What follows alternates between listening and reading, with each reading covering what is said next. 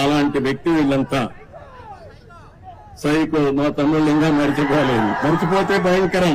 నేను మొన్న కూడా చెప్పా, నేను అందరితో మాట్లాడుతున్న ప్రపంచం అంతా, అందరూ మీరంటే మాకు అభిమానం ఉంది, మీ మీద నమ్మకం ఉంది, మేము వస్తా ఉంటున్నారు. కానీ మీ రాష్ట్రంలో ఒక భూతం ఉంది, మళ్ళీ అది లేస్తే ఏమవుతుంది కాబట్టి అది కూడా ఆలోచించమని నేను చెప్పాను. ఆ భూతానికి భూత వైద్యులు చూసుకుంటున్నారు.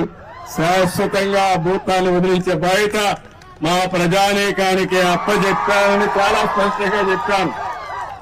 ఆ భూతాన్ని పూర్తిగా కంట్రోల్ చేసేది భూత వైద్యులు మీరే, గుర్తుపెట్టుకోవాలి. అది కంట్రోల్ చేసి ముందుకు పోదాం.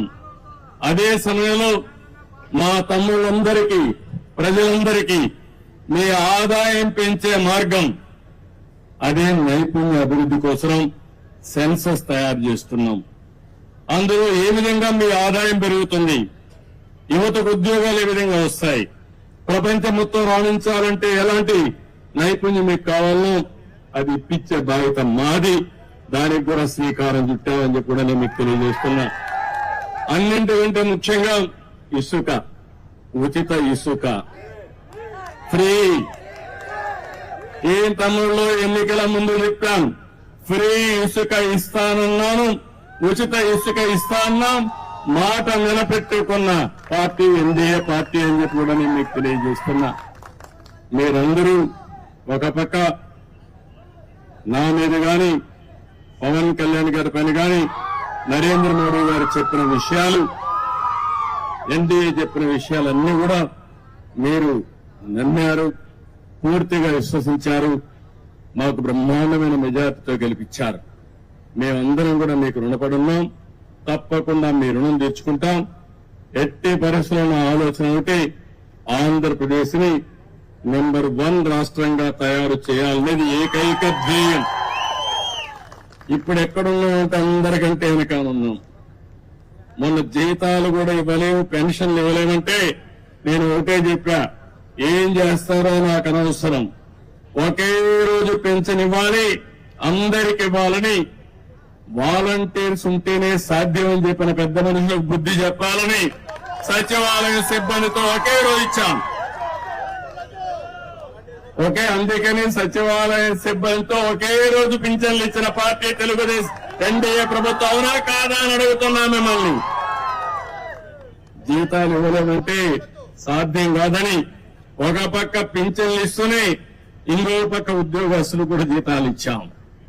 రెండు కూడా చేశామంటే అది పార్టీకి ఉండే కమిట్మెంట్. తప్పకుండా చేస్తాం.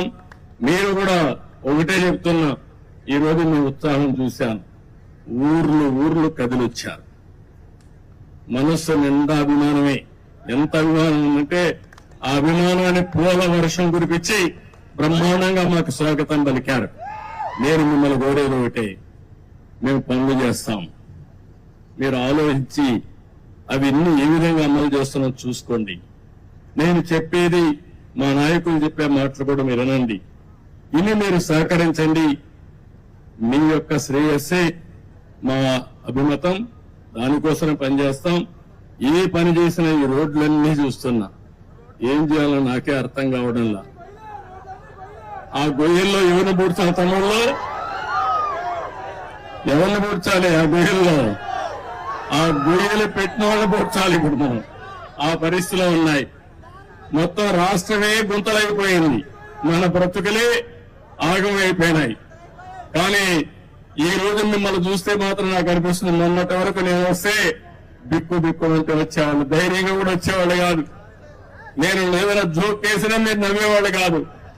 ఈ రోజు మీకు ఒక స్వాతంత్రం వచ్చినట్టు మీ మనసులు చూస్తా ఉంటే, మీ ముఖాలు చూస్తా ఉంటే ఎక్కడికక్కడ ఉత్సాహంగా కనపడుస్తున్నారు. అంత మునుపు నాకు జ్ఞాపకం ఉండేది,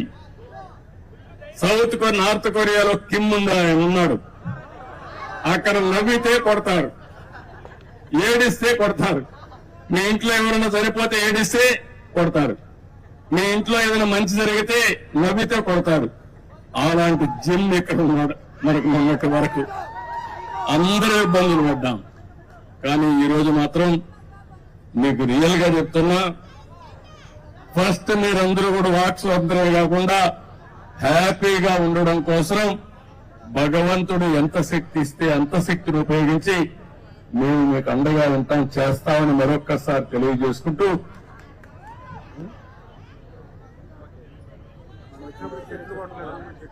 ఇప్పుడు ఆయన వస్తే దారంతా చెట్లు కొట్టేశాడు, అవునా కాదా? ఎక్కడ చూసినా పరదాలు కట్టేసాడు, అవునా కాదా? ఎక్కడ చూసిన షాపులన్నీ మూసేసేవాడు, అవునా కాదా? మా వాళ్ళు ఒక చిన్న తప్పు వేశారు, కార్పెట్ వేశారు. ఇప్పుడే చెప్పా, ఇక్కడ రాజు రాలేదు, లేకపోతే కింగులు రాలేదు, ప్రజలకు సేవకులు వచ్చాం, పొలాల్లో నడుస్తాం, లేకపోతే వాళ్ళ దగ్గరికి వెళ్తాం. ఈ కార్పెట్ కల్చర్ ఇంకా కూడా మీ మైండ్ లో కొంచెం ఉంది. అధికార యంత్రాంగం మొత్తం మారాలి. నెక్స్ట్ టైం మాత్రం ఎక్కడా కార్పెట్ ఉండదు. ఉంటే కార్పెట్ వేసి వాళ్ళపైన యాక్షన్ తీసుకుంటా.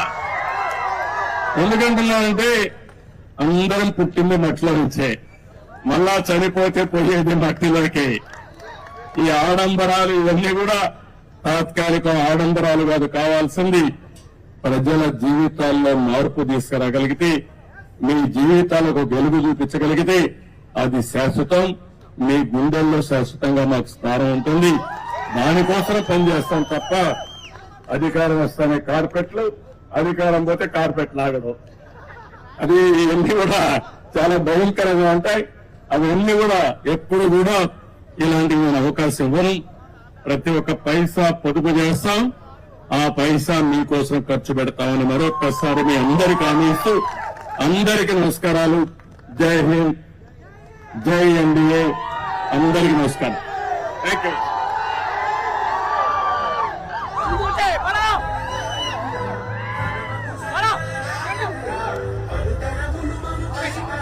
Saraswati